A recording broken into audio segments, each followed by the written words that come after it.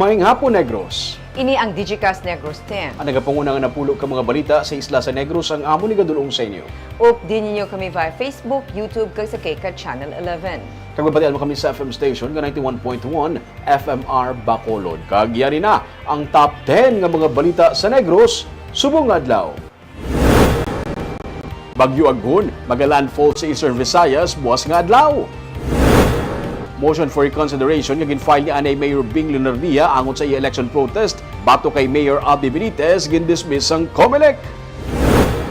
Ayala Group nagatuyo nga mag-invest sa renewable energy sa Negros Occidental. Isa pa tayo 3 pilason sa bunanay kag labanay sa Silay City. Kag sa good vibes, lagaw naman ta pag-intubdan sa Carlota City sa tripping ni Rubing kag grupo sa mga artist kag animal welfare group magapulig sa pag-rehabilitate sang dog pound. Hina naman sa Paganihan. Sa number 10,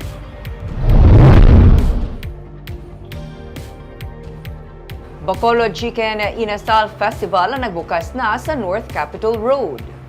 Handa ng North Capitol Road sa opening ceremony sa tuigan nga Bacolod Chicken Inasal Festival. Ang katapos ang bitaw, magatalana sang 20 ka mga personel agud magbulig sa mga motorista ilabi na nga ginapatuman ang road closure halin sa intersection sa North Capitol Road kag Lacson Street tubtub sa intersection sang Aguinaldo kag North Capitol Road. Ipatuman sang bitaw ang temporary road closure sa Father Ferrero Street sa Manukan Country nga kabahin sa mangin festival site tubtub sa Mayo 26. Sa Mega World sang the Upper East hiwaton ang closing ceremony. Gani ipatigay ng partial closure sang dalan para sa hiwaton nga activities kasubong sang Food Expo, Retro Cookout kag ang Arena Dance Competition sa Mayo 26.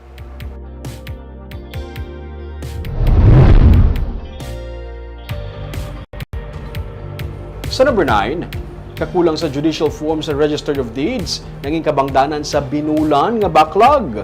Hindi maglubo sa masobra 1,000 ang transaksyon para sa issuance kag annotation sang land title kag backlog sang Register of Deeds humalin pa sa nagligad nga Disyembre. Ginkumpirmar ni current Provincial kag City Register of Deeds Attorney Raymond Danico nga ang delay ang tugas ang kakulang sang judicial forms gigikan sa Bangko Sentral ng Pilipinas. Resulta sa ni ang backlog sa releasing sa mga certificate sa mga titulo sang duta. Ginsiling ni Danico nga ang backlog ang epekto man sang nagabaskog nga construction boom sa probinsya, ilabi na sa Bacolod kung diin nagadamo ang ginatukod nga infrastructure projects, mga subdivision pati na relocation areas. So far subong naga-steady naman, almost every week may gaabot naman. Galing kiti. In order to address the backlog, kinahanglan nila magpadala sang more than the weekly allocation para sa sa office. Galing kay ang supply nga ginahatag sang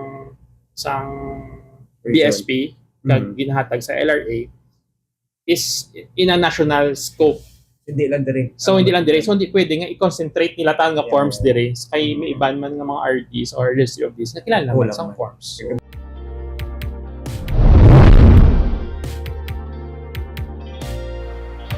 Sa number 8, talatapan sa Bacolod Traffic Authority Office ang igasaylohon sa Barangay Alihis. Nagligad lang ang Nobyembre sa nagsaylong opisina sang bitaw sa Basket Bacolod sa Dalan Lacson halin sa compound sa Bacolod City Police Office sa Barangay Singkang Airport. Pero sa Lunes, liwat nga ibalhin ang bitaw halin sa Dalan Lacson pagkato sa compound sa City Agriculture Office sa Barangay Alihis. Ginpahayag ni Bitaw Head Patrick Lacson wala makapasara sa requirements ng Commission on Audit ang pasilidad nga ginaarkilahan sa syudad sa 80,000 pesos kada bulan. Gani gin pagkamaayo nila nga magbalhin sa natukod nga anay rehab facility nga karon wala na ginagamit sa sulod sa City Agriculture Office compound. Magluwas sa bitaw, ginaokupar na sang pila pa ka departamento nga nagbiya sa daan nga City Hall ang iban pa nga pasilidad nga gintukod sang nagpeak sadto ang pandemic. Sa number 7,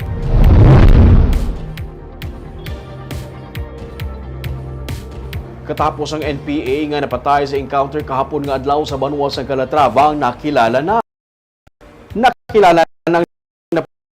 sa aligar nilin nga katapos ang enkwentro sa Miyerkules sa sitio Manaysay, Barangay Cambayubo, Banwa sa Calatrava.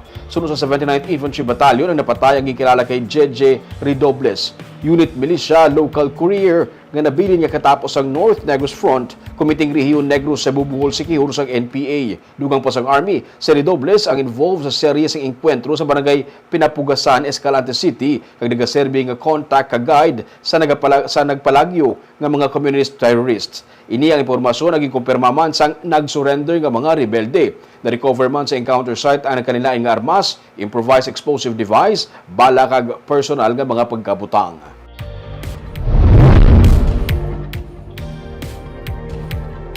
Sa number 6, isa patay, 3 pilason sa Bunanay kag Labanay sa syudad sang Silay. Patay ang amay nga si Ciceron Bautista sa pagpamuno kag panglabo sa Asyenda Panawgao 2, Barangay 4, Silay City, Miyerkules ang gabi. Pilason ang anak ni Ciceron nga si Ronald kag isa pa kalalaki nga si Andrew Mondragon. Ang suspect ginkilala kay Meljun Mediani. Suno kay Lieutenant Colonel Mark Anthony Daroca, ang hepe sa Silay City PNP, nagkadto ang mag-amay nga Bautista sa balay ng suspect agud husayon ang ila away sa niligad nga inadlaw. Ang suspect may upod sa iya balay nga si Mondragon. Nagkomprontahan ay ang bata nga Bautista kag ang suspect gani ginbuno siya ni Mediani sang kutsilyo. Nagtambag ang amay apang ini ang nabunan sa tiyan nga gintunaan sang iya kamatayon. Si Mondragon ang nagbulig man tambag apang ini ang nabunan man ni Mediani sa palad. Apang ang bata nga Bautista nagkakita sang espading kag ginlabo man sini si Mediani sa nawala nga kamot. Gindala sa Teresita Lopez Halandoni Provincial Hospital ang suspect. Si Ronald kag si Mondragon ang nangin outpatient naman. Suno kay Daroca, ginpasakaan na sang kaso nga homicide kag frustrated homicide si Mediani.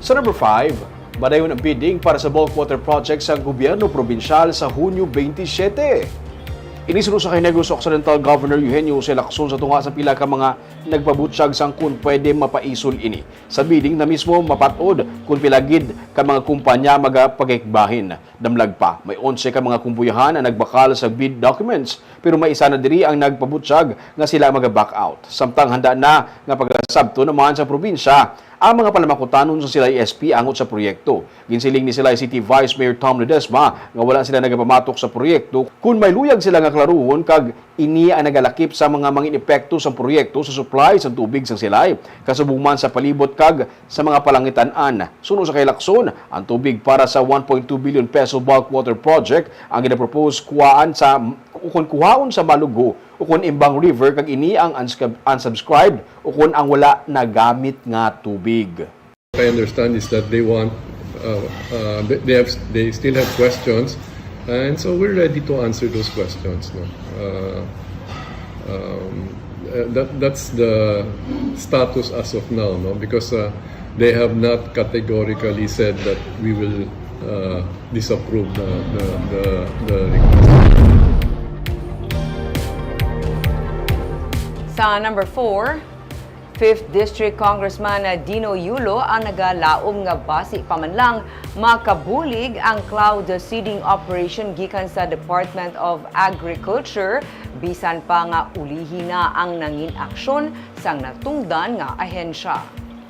Damlag pa, ginsiling sang DA Region 6 nga gina-follow up sa Agriculture Central Office ni Regional Director Dennis Arpia ang 6 million pesos nga budget para sa cloud seeding sa bilog nga Western Visayas. Suno kay Yulo, nagapagita lamang ini nga ang problema hindi ang seedable clouds kundi ang budget. Dugang pa niya, nakahibalo man ang tanan sa proseso sa gobyerno, may bidding pa nga patigayunon, kag basi sa tion nga mahumana, ulihi na ang tanan. Si Yulo ang madugay na nga naglobby para sa cloud seeding operation para maghatag alibyo sa pananom nga tuman nga apektado sang El Nino phenomenon. Suno kay Governor Eugenio Jose Lacson, sa Lunes mag-update sa iya si Arpia kung bala pwede na nga ma-download ang budget. Sa bahin sa probinsya, mangin katungdanan sini ang pag-coordinate sa kaap. sang Marso wala sang may nakit-an nga seedable clouds karon suno sa DA may yara na kag bisan pa nga may pag-ulan-ulan na nga ang pagtupa sini hindi pa nagakaigo para mabuligan ang mga pananom. Pwede pa makapatigayon sang cloud seeding sini nga Mayo tubtub sa tunga-tunga sang bulan sang Hunyo suno sa DA. Amo na ginakasubo na to no nga masyado gikaulihi sang sang aksyon nga nakuha no. Tagpilang taon naton kabalo magita sa proseso sa gobyerno. So we hope for the best no nga at least kasi pa man lang makabulig pa na no. Pero sa nasiling na naton no ang damage is already been done. The rain is not very constant yet, no. So they said that in fact there are already LPAs, no pressure areas coming to the Philippines, no, but it may not even hit Negros, no. So what they're saying is that since the clouds are there, let's just make use of it, and they will raise 6 million, which is good for 55 hours.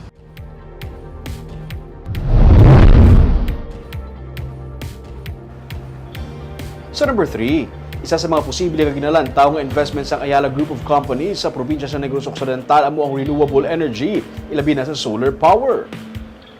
Inisunod sa kay Negros Occidental Governor Eugenio Jose Lacson base sa pag-istoryahanay nila ni Fernando Zubeldi Ayala nga nag-courtesy visit sa iya kainasang aga. Sunod sa kay Lacson, isa sa mga napamangkot ni Zubeldi Ayala amo ang mga land area sa probinsya nga sarang magamit para sa solar farms. Bagay nga sunod sa kay Lacson, dapat sa tag-iya sila sa duta magapakig-angot.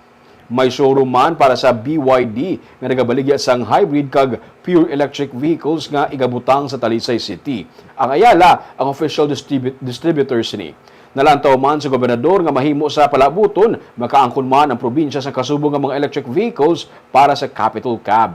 Upo ni Zubeldi Ayala sa pagbisita sa Kapitolyo Provincial, ang mga executive officers sa Ayala Group. May client appreciation event ang Ayala Group nga natala na sini nga hapon. Of course, real estate is still their bigger investment. Renewable energy also is they're also looking at that. No? Ano nga type ng solar or wind? I think they talked about solar. Yeah, solar. In fact, they were asking if there are land areas, because you really just have to talk to the landowners, no? Because what they want to produce, I think, is 100 megawatts. So 1:1 na, so needs 100 hectares. So solar energy.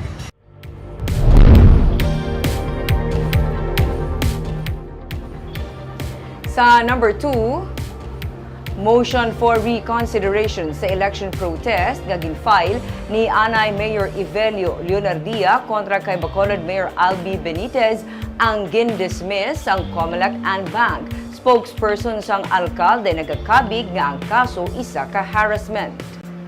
Sa desisyon nga ginpirmahan ni Commissioner George Garcia, insufficient in form and content tungod sa kakulang sang ebidensya ang ginfile nga motion for reconsideration para sa election protest ni Anay Mayor Evelio Leonardia bahin sa ginaalegar dinayaay, vote buying kag iban pa sang tinalikdan nga May 2022 elections.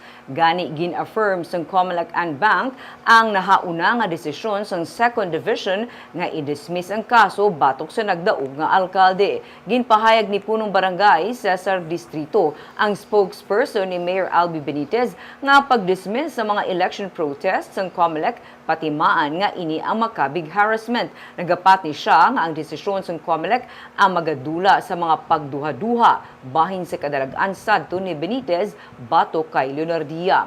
Sa tuanay nag-file sang petisyon ang mga abogado ni Leonardia nga naga-question sa transfer of registration ni Benitez, pero ini una na nga ginbasura sang Comelec. Kag sa mga balita subong adlaw.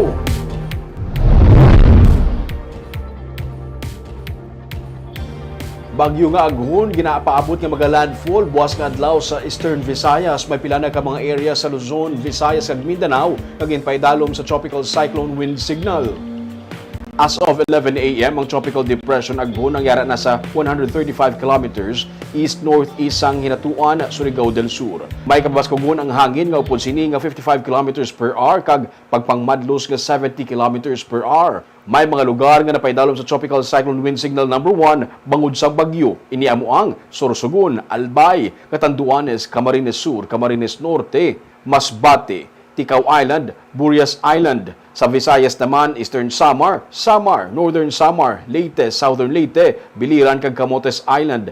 Kag sa Mindanao, Dinagat Islands, Surigao del Norte, Surigao, kag Bukas Grande Islands, Surigao del Sur, Agusan del Sur, kag Agusan del Norte. Ginapaabot kasi Aghon ang magalandfall sa sulod sang vicinity sang Eastern Visayas buwas sa aga. Magarekta ini pasaka sa baybayon kag magagwa sa baybayon sa Bicol Region buwas sa gabi. Sunod sa pag-asa, gina-forecast nila nga ma-recurve si Aghon pa northeast sa baybayon sang Luzon. Ginapandaman ng publiko kag mga disaster risk reduction and management offices nga maghimo sa nagakaigo nga mga preparasyon para sa pagsulod sang bagyo.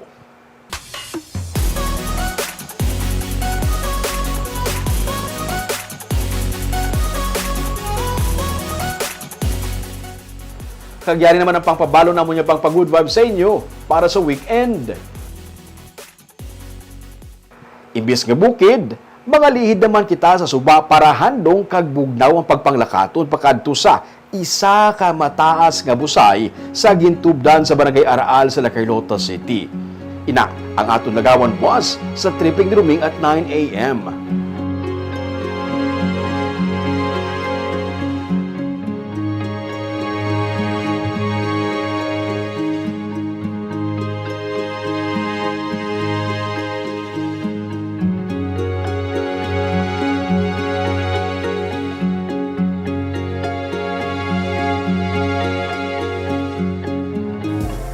Grupo naman sa mga artist kag mga animal rights advocate nagabulig sa pag-rehabilitate sa Bacolod City Pound. Kabahin sa ilang isa ka anay OFW nga isa man ka environmental protection advocate.